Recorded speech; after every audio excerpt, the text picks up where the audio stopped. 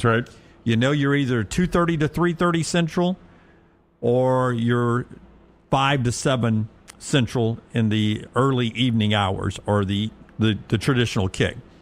We know Alabama, LSU in Tuscaloosa, LSU Alabama in Tuscaloosa will be a night game. This you could almost pencil in for being Fowler and Herb Street on ABC at 6:30. But we know the Alabama kick time for Alabama LSU will be there. Here is the television schedule for the Crimson Tide.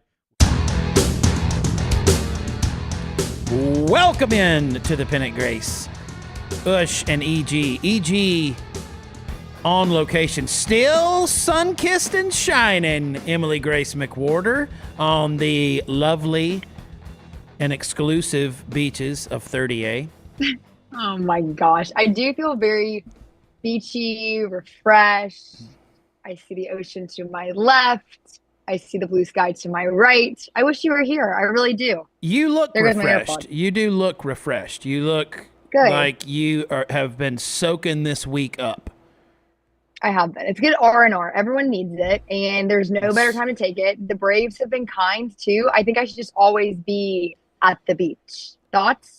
You go to the beach and the Braves win their first series in, I don't know how long it's been. 3 weeks. I was going to say 30 years. That's what it feels like. 3 weeks will do too. It'll happen. Atlanta Braves winning a series and then giving us the day off today. EG, we are brought to you by Roback, as always. And a couple things about Roback. One, their USA Golf collection. I don't know if you've had a chance to peruse that lately, but it is absolutely fantastic. Yep, chef's kiss on the USA Golf collection. And here's the other one, and here's the big one. Lock in with me here, PG family. It's Father's Day Sunday. And you're thinking, well, it's Thursday. It's cutting it a little close. Roback offers the e-gift card. And you purchase, you pick that amount, and you can send that immediately. Just have to have, I believe, the person's email. And it goes straight to them. They get that, and then they can pick out what they want, and then they can use the code. Have you heard about this code? And you are really struggling with these pods. Yeah, you with me? The AirPods, y'all, I'm so sorry. Yeah. When I smile, I guess I smile too much. Okay. When I smile, they pop out of my ears. Okay, I need you to frown for the rest of the show. That code is PG20. It'll save you 20% off your entire order, or Roback.com, code PG20. Emily Grace, as we sit here on this fine Thursday, the Atlanta Braves are 29-38. Yep.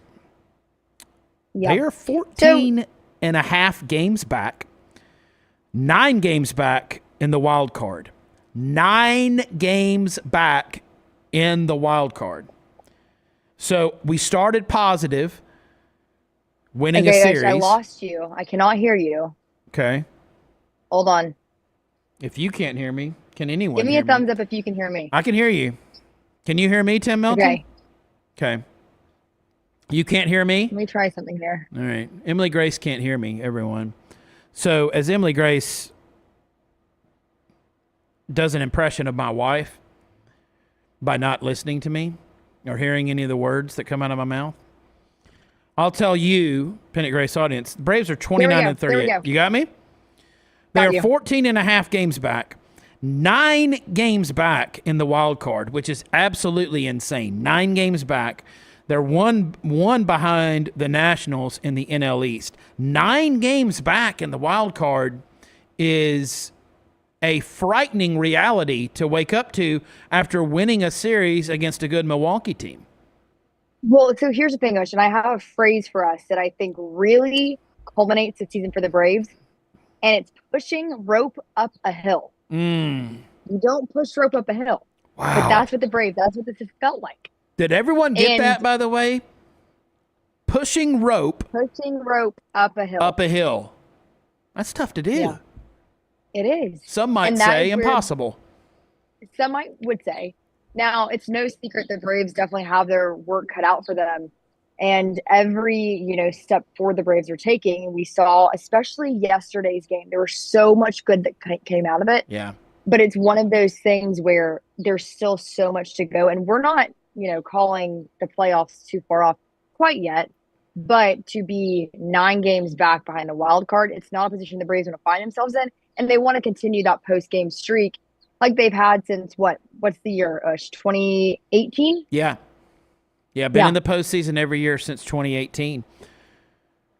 If you win a series, your first series win in a good while, and then you have a day off, what is the best case scenario for you after that day off? What is the best thing that could happen for a team in their schedule? So you've just beat the Brewers. You've taken 2 and 3 from the Brewers. Then you have a day off, which I don't know if that's good timing or not. They may want to continue the little, little run, the slight bit of momentum they had. But what is the best case scenario? Because I believe the Braves might have it. You head back to Atlanta and you play the Rockies. You get to play the Rockies, and you get to play the Rockies at home. The Rockies, I talked about how disappointing the Braves are at 29 and 38. The Rockies are 12 and 55. They've won 12 games. It doesn't even seem real when you put it like that. And I'm pretty sure some of those wins of those 12 have come against the Braves. Do you know who's won at least twice as many games as the Colorado Rockies? Who? Chicago White Sox. They have won twice as many games as Colorado. So guess who's not picked last in recess anymore? Hey, we're competitive this year. Hey, Scott, from time to time. Let me ask you a question. We don't talk a lot of American League on this show. Can you tell us how legit is Detroit? Oh, Detroit's good. I called it from the jump. Yes, you did. They've got the best pitcher in baseball, Tarek Skubal. They're loaded. Yeah. They have been very impressive so far this year. So Colorado, not impressive. 12-win team coming to Truist Park. Let's look at that Brewers series. I want to look at the 3 starting pitchers. We talked about this Game 1 Tuesday, but just to remind folks, Game 1, Chris Sale, 7 innings pitched, 5 hits, only 1 earned run, only 2 walks with 11 strikeouts. Outstanding performance. Grant Holmes, not as good, really fell victim to the home run, did Grant Holmes. Only 5.1 innings pitched, 5 hits, 3 earned runs, 3 walks, but did have 9 strikeouts. By no means some kind of disaster, but when you compare them to the other 2 games in the series, that was a bit of the low point there. And then Spencer Schwellenbach in Game 3. The first complete game for Atlanta in the 2025 season. Goes the distance, 9 innings pitched, 5 hits, 2 earned runs, 9 strikeouts, 0 walks for Spencer Schwellenbach. We have called him the special. I feel like we were ahead of the trend on seeing his potential-ish. And yesterday to see him have his first complete game and have the Braves have their first complete game of the season, it really gives you hope. And it really solidifies that what we're seeing from Schwellenbach is starting to solidify for him as a player and as a pitcher. He's getting more comfortable. And for you to have a guy like that to do the distance in that fashion, no notes, exactly what you want to see from a guy like that in your rotation. I agree. So it was a series of great starting pitching. One note I thought was interesting, was checking out the series and looking at the numbers. The Braves have been strong this year from the catcher position. No one has praised Drake Baldwin more than me. Love the Drake. In the series, Drake Baldwin, 1 hit. Sean Murphy, only 2 hits. Didn't get a lot from the catcher position, but let me tell you who did produce. The MVP of the series was Ronald Acuña Jr. 7 hits, 2 home runs, 4 RBIs. He is now batting .353 and has 6 home runs in the short time that he's been back. Ronald looks prime. He looks prime, and I think you mentioned those home runs. He's on pace right now to have over 50 home runs if he keeps it up at this clip, which I think, to me, is very doable and something that I think we can almost expect from him. what's encouraging to me is when you look at, after Ronald's initial injury, his first tear, there was a lot of maybe timidness at the plate, right? His approach, there was a lot of nerves there that he was not going to be able to perform how he did, prior to his first injury. And whoever he rehabbed with, whoever was in charge of getting him back to full strength, he is reminiscent of himself 2 seasons ago. Yeah. And I didn't really know, we talked about this, we didn't know the version of Ronald Acuña that we would get on the back end. We just kind of had to wait and see. Same with Spencer Strider. But what Acuña has brought in energy at the plate, in the field, he's checking all the boxes. And I don't think that we're giving him enough credit for what he's actually doing with the circumstances that he came back in with. He looks so comfortable and confident at the plate. So comfortable. Yeah. Mm-hmm. We're not. And that is something.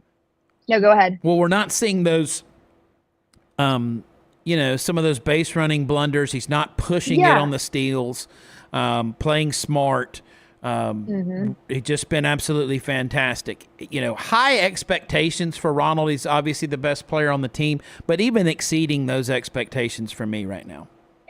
I feel like, and I don't know, go with me here. I feel like he's really found his identity. Yeah. Even on the back end of these 2 surgeries and these 2 horrific injuries, I think one of the positives that he is very secure in who he is as a player on this team. Yeah. And if you can take any positives away from that, I think that's it right there. He seems very comfortable in his identity and what his role is on the Atlanta Braves. All-Star game is in Atlanta this year. Yes. All-Star voting is available. Have you voted yet? Mm-hmm. Yes. Okay, I have 2. I am a homer. I always vote Braves heavy.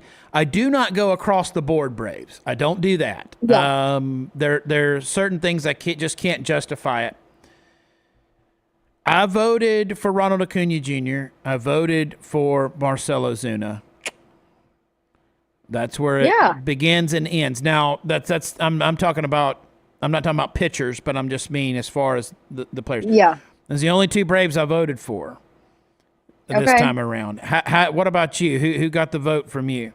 Okay, well, so I definitely had Ronnie. That was one that I felt pretty good about. I had Ozuna. I did not have Ozzy. I did not have Austin. I did not have Matt. Did not have Mike. I mean, I considered Austin Riley. That was the only other one that gave me pause.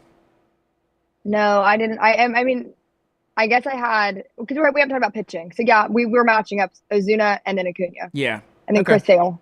Yeah. I mean, that game being in Atlanta, I don't think you can't have that game without Ronald Acuña Jr. No, agreed. I think it's good for baseball. Let's post our voting ballots and get some people in that conversation. Make sure you follow us on X. That is at the Pennant Grace. And EG and I will post our ballots. I like that a lot. Yeah.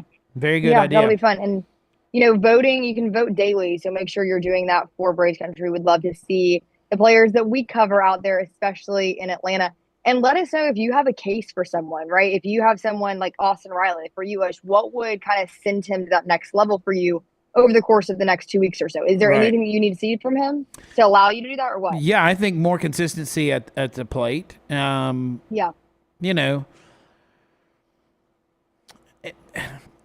If he could go on a little streak, I did consider him. I couldn't consider him. I mean, you look at Matt Olson. I hate to do this, the guy he replaced. You look at Matt Olson's numbers of the year. You look at Freddie Freeman's numbers on the year. I know. It is not close. Freddie got my vote there. You mentioned Marcell Ozuna and Ozzy Albies. Conversation I did not think you and I would be having in June, but here we are having this conversation. Will the Braves be buyers or sellers?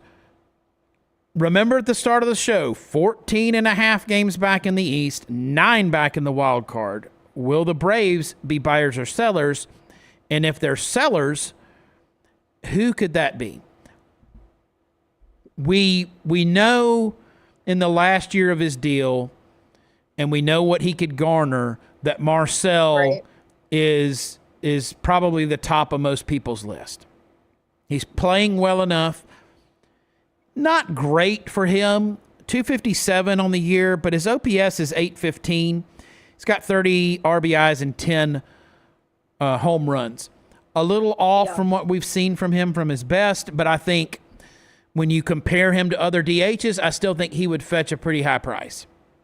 Yeah, I would agree. And also, we talk about it, but his ability to draw walks, I mean, it's incredible. He did that yesterday. Speaks to that good OPS, Yeah, 815. So, I think that we talked about his hip injury. There are some things that I don't know if the Braves are going to want to extend the bankroll, if you will. And I do think there's value in him. Yeah. I think that another team would absolutely look at him, a guy like that, veteran player, good in the clubhouse. I mean, still for all intents and purposes, doing pretty good at the plate. Obviously not what we've seen, past. I do think the Braves could be sellers with him if they want value. You know what I mean? And I think that is someone, when you look at who will get you the most value right now, I think he's top of the list. And, for what it's worth, by all reports, Marcell Ozuna loves being a Brave. He loves living in Atlanta. I don't think he's looking to go anywhere. He'll announce it proudly, even if he's pulled over by a police officer. He'll say something along the lines of, "I'm Ozuna from the Braves." Just had to throw that one out there. Mark Bowman mentioned another name that caught me a little bit by surprise, although I certainly understand it, and that's Ozzy Albies. Ozzy's only batting .233 this season, below his career numbers, 646 OPS, also below. He's got 25 RBIs, 6 home runs. As much as I understand that move and would not fault the team for that, if for some reason someone is interested, and you have to look at Ozzy through second baseman offensive numbers, and defensively, Ozzy is still at the top of his game. But seeing Ozzy Albies in a different uniform would be jarring. No, okay, this is the thing. I think that would be where I would draw the line. I understand. What is his option? Do you know what the exact number is? I do not. Okay. It's hefty from what I've gathered. Now, the thing is, though, Ozzy is one of those guys, in my opinion, that does have leadership qualities. Something that we have been wanting to see more of from the Braves. We were kind of unsure of who that person was. To me, if you part ways with Ozzy Albies, it's like a core of the Braves and this kind of newer era, like the 2018, after the rebuild, that leaves with it. You know what I mean? And you already don't have Freddie. You already don't have Dansby. You already don't have Darno. Not that Darno is a part of that, but I don't think culturally you can make that decision. But that's me thinking with emotion, and I'm not, obviously in charge of it for good reason. But that would kill me a little bit. The heart and the head. Yes. What the heart wants, what the head knows. I don't know. I mean, what do you think? He's on a club-friendly deal. I think they're going to have to do – so you got 3 options. I said 2 options. There's really 3. You buy, sell, or you do nothing.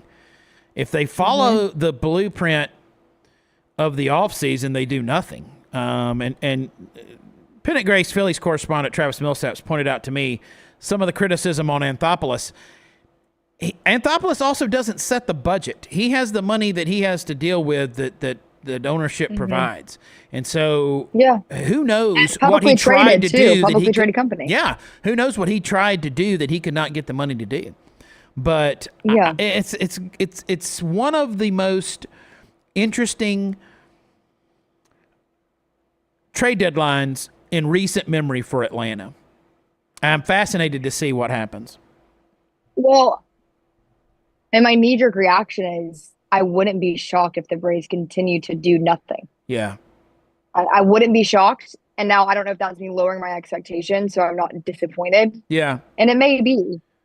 I do think there are some needs, and we'll talk about this over the next, couple of weeks as we get closer to that. Because golly, we're already June 12th. Yeah, crazy. And it's getting close, but I think for Braves fans, this is, I think, going to set the tone for a lot of people, their view on Alex Anthopoulos going forward. And we still have Profar coming back this month. That just seems so crazy. Yeah. That doesn't even seem relevant. Isn't that weird to say? Ronald and Profar, they've never played together still. No. I mean, it's just weird. No. Not exactly what we thought that was going to be. So we'll see what happens there. Game 1, by the way, tomorrow evening at 6:15 Central Standard Time. Game 2, afternoon baseball on a Saturday, 3:10. Love that. And then Father's Day, 12:35. against the Colorado Rockies. Another day off, and then a series against the New York Mets. You go from playing the Rockies to the Mets. That's quite a leap. Yeah, it doesn't get easier as the Braves round out June, and we talked about this week kind of being the get right week. Yeah. And this is, the start of that. Yesterday was awesome. Now you have a day of rest. Do you have the pitching matchups in front of you? Because I really, really like these. I do not. For this series. You do not? I do not. Okay, let me pull them up. So you have some veteran guys. You have on Saturday, Strider and Dolander. That's the Georgia Southern kid that I actually covered. And then Sunday you have Sale.